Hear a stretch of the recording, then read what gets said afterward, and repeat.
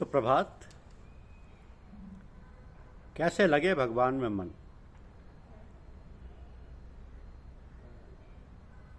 कैसे लगे भगवान में मन? एक संत से किसी ने पूछा कि महाराज, भगवान में मन कैसे लगे? तो संत ने उत्तर दिया कि तुम स्वयं भगवान में लग जाओ। तुम स्वयं भगवान में लग जाओ तो मन भी आपसे आप भगवान में लग जाएगा। मन कहाँ जाता है? तुमने जहाँ जहाँ अपना संबंध जोड़ा है वहाँ वहाँ मन जाता है। उसने कहा कि महाराज, मन तो हर एक जगह चला जाता है। तो संत ने कहा, मन में कभी बायसराय की चाय पीने का संकल्प होता है क्या? नहीं होता। क्यों नहीं होता? क्योंकि वहाँ हमने संबंध जोड़ा ही नहीं। अतः जहाँ आपने संबंध नहीं जोड़ा वहाँ मन नहीं जाता, जहाँ आपने संबंध जोड़ा वहाँ मन जाता है। आप संबंध छोड़ दो तो मन वहाँ जाना छोड़ देगा। सब काम खुद का ही किया हुआ है। आप कमाया कामड़ा, किन्ने दीजे दोष, खोजे जीरे पालड़ी, कांदे लीनी खोस।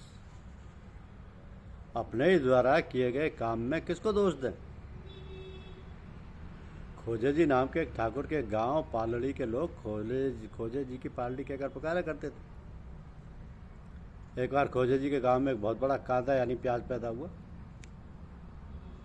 उसको वो राजा के पास दिखाने ले गए।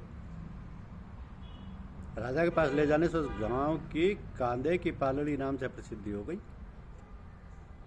और लोग उस गांव को खोजे जी की पालड़ी ना कहकर कांदे जी की पालड़ी कहकर पुकारने लग गए।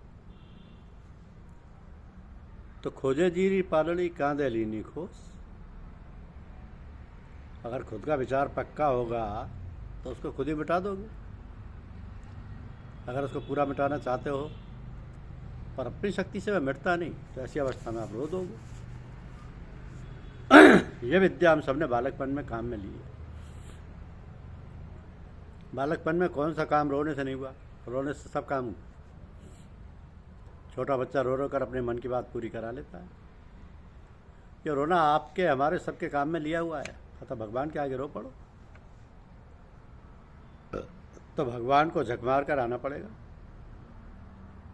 हम भगवान के प्यारे से प्यारे बच्चे हैं। अगर हम बेचैन होकर रो पड़े तो भगवान की ताकत नहीं है कि हमारी उपेक्षा कर दे। कर ही नहीं सकते। हम संसार के भोगों को चाहते हैं, उनके संग्रह को चाहते हैं, तो ये चीज़ें रोने पर भी नहीं मिलेंगी। प्रारब्ध के अनुसार ये चीज़ें मिलनी होंगी तो मिलेंगी, नहीं तो नहीं मिलेंगी। परंतु भगवान के लिए रोना होगा तो उसको भगवान सह नहीं सकेंगे। भगवान संसार के दुख की परवाह नहीं करते। जो मनुष्य संसार का सुख चाहता है वो तो एक प्रकार से दुख ही चाहता है। भगवान मानो कहते हैं कि पहले मिला हुआ दुख काफ़ी है, और दुख लेकर तू क्या करेगा? इसलिए सांसारिक सुख मांगने पर उसके लिए रोने पर भी भगवान सांसारिक सुख ही दें, ये नियम नहीं है। एक सज्जन थे, उनकी स्त्री बीमार हो गई तो उन्होंने भगवान से प्रार्थना की, परंतु उनकी स्त्री मर गई। तो उन्होंने भगवान की आस्था छोड़ दी। उनकी परीक्षा में भगवान फेल हो गए, क्योंकि प्रार्थना करने पर भी भगवान ने हमारा दुख नहीं मिटाया, स्त्री की रक्षा नहीं की। परंतु मनुष्य ये विचार नहीं करता कि पहले दुख ज़्यादा था, उसे कम किया तो हार्दिक क्या हुआ। ये बात अकल में नहीं आती। मनुष्य अपनी मनचाही वस्तु ही मांगता रहता है। अगर आप में आध्यात्मिक लगन हो और उसके लिए आप रो पड़ो तो भगवान उसी समय उसकी पूर्ति कर देंगे। कारण कि वे जानते हैं कि ये बस अच्छी बात के लिए रोता है। जो झूठी बात के लिए रोता है उसकी कौन परवाह करे? वो तो पागल है, बेअकल है, मूर्ख है। संसार से कुछ भी लेने की इच्छा ना रखे तो भी मन में ये अपना है, ऐसा भाव है, तो ये भोग है। कारण कि संसार से अपनापन छूटता है तो दुख होता है। संसार से अपनापन टिकने वाला नहीं। हम शरीर को अपना मानते हैं तो क्या, उसके साथ हमारा संबंध सदा बना रहेगा। शरीर बना रहे, यह इच्छा ही मनुष्य को तंग कर रही है। तो शरीर सदा रहने वाला तो है नहीं। और वो मेरा है, इस भाव से एक सुख मिलता है। ये सुख ही आफत में डालने वाला है। वो साधक के काम की बहुत मार्मिक बात है। अब ये संसार सबका छूटने वाला ही है, परंतु ऐसा जानते हुए भी उसको छोड़ने में असमर्थता मालूम देती है। और इस असमर्थता, कठिनता के आगे हार स्वीकार मत करो। घबरा जाओ तो भगवान से प्रार्थना करो, चलते फिरते कहो कि हे नाथ, क्या करूं, मेरे से तो कुछ बनता नहीं, कितना संयोग जन्य सुख लिया है। उससे 100 गुना अधिक दुख हो जाए तो संसार से मानव का संबंध छूट जाएगा। इसलिए संसार में दुख के समान उपकारी कोई है ही नहीं।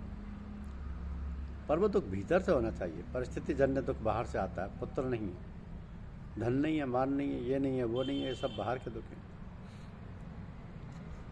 ये नकली दुख हैं, असली दुख नहीं है। असली दुख भीतर से होता है। अपनी वास्तविक स्थिति नहीं हो रही है, भगवान से प्रेम नहीं हो रहा है, भगवान के दर्शन नहीं हो रहे हैं, संसार का आश्रय नहीं छूट रहा है। इस प्रकार भीतर से जो दुख होता है, जलन होती है, उसको भगवान सह नहीं सकते।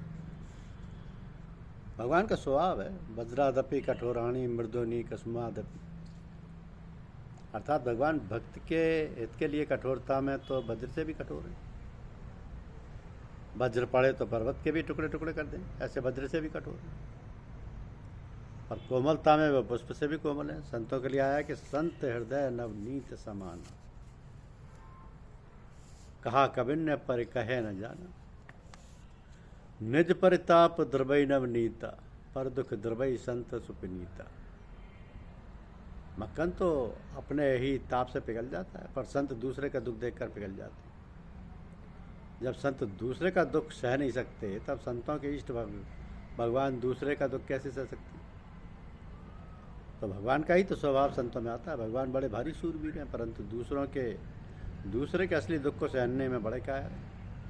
इसमें उनकी सूरवीरता रद्दी हो जाती है। लोग क्या कहेंगे, क्या नहीं कहेंगे, प्रशंसा होगी कि निंदा होगी, इस बात को वो कुछ नहीं गिनते। गोपियाँ कहती हैं कि लाला तुम नाचो तो हम तुम्हें छाछ देंगे, तो भगवान नाचने लग जाते हैं। जिनकी स्फूर्णा मात्र से अनंत ब्रह्मांड उत्पन्न और लीन होते हैं, वे भगवान छाछ के लिए गोपियों के आगे नाचने लग जाते हैं। ऐसा नहीं कि मेरी कितनी बेइज्जती होगी, वे भगवान आज बदल गए? यदि हम संसार का आश्रय ना छूटने से दुखी हो जाएं, तो क्या वे हमारा दुख सह सकते हैं?